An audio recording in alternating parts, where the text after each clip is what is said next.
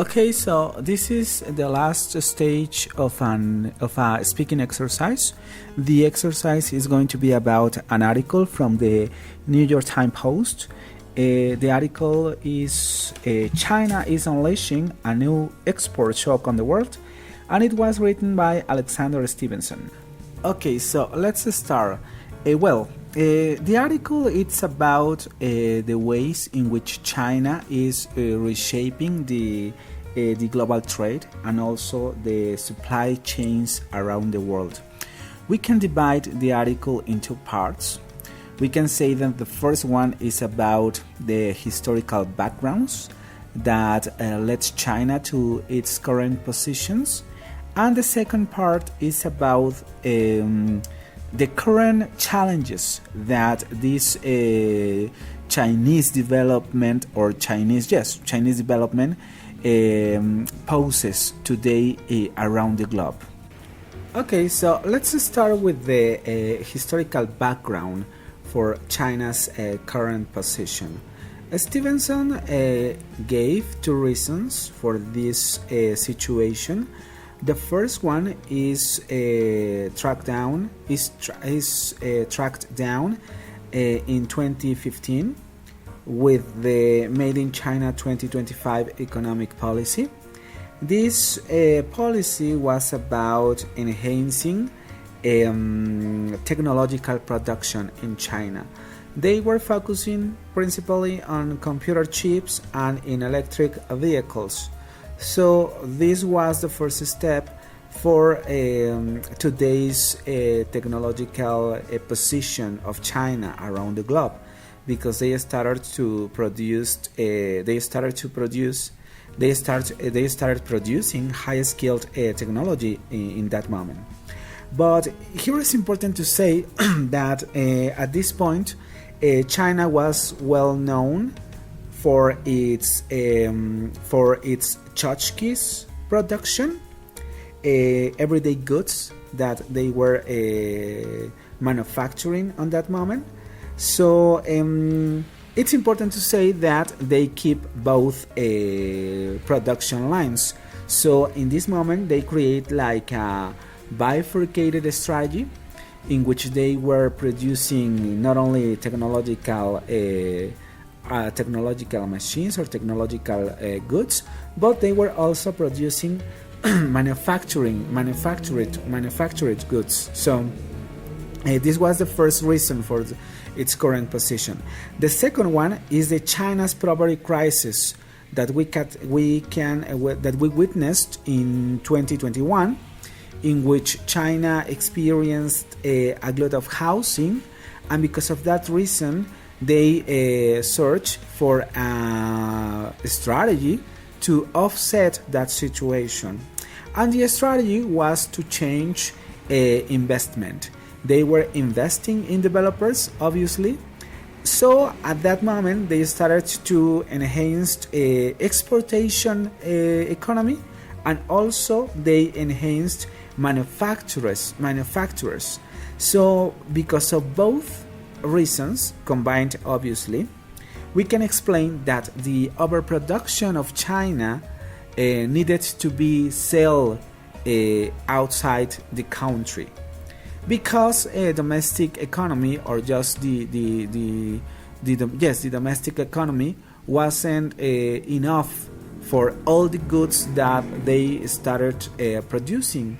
So they started to export its production surplus to other countries, and this is where the problem began. Okay, so what about current China's position? Well, as I was explaining, China has an overproduction of both technological and manufacturing products. So they started to export those products to countries as Vietnam, Cambodia, Indonesia, Brazil, and Germany. and other countries, but in this case, Stevenson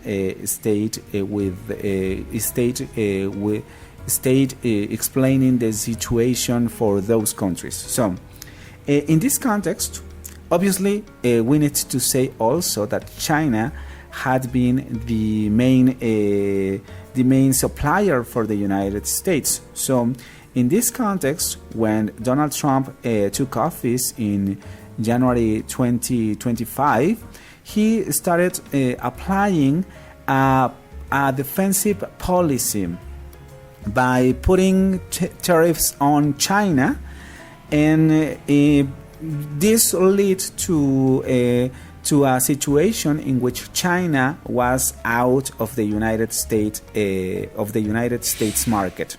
So, by doing this, the problem shift from the United States, or from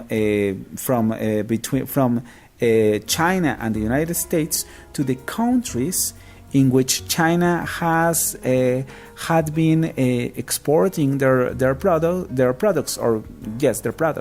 So in this case, I think that the main idea of the article was to explaining that situation in which those countries are facing a very difficult situation, because they are caught between two opposite forces. In one side, they have the pressure of the United States, in this case Donald Trump, who is pressuring them to take the same defensive policy that he has been applying until this point. So, and by the other side, they are experiencing the China's pressure, because of course the exports that China has been made to those countries has created a problem within those countries, because a domestic industry has felt this China's invasion, we can say something like that, as a real problem, because they are facing that China's products are cheaper, and because of that, the domestic industry is suffering a plunge in the consumption for the national products. So I think that Stevenson wanted to put this on stage.